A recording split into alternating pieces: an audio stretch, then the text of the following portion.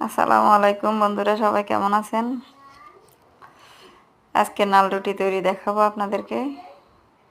2 cup পরিমাণ আটা নিলাম, একটু সামান্য চিনি দিলাম, পরিমাণ মতো লবণ দিবেন, কুসুম গরম দুধ দিলাম, দুধের সাথে আমি ইস্ট দিলাম। ইস্টটা দেখানো হয় নাই। এখন তেল দিবেন, সয়াবিন তেল, ভালো করে মথে নেবেন। মথে নেওয়ার পরে এগুলারে রেস্টে রেখে দিবেন আধা ঘন্টার মতো।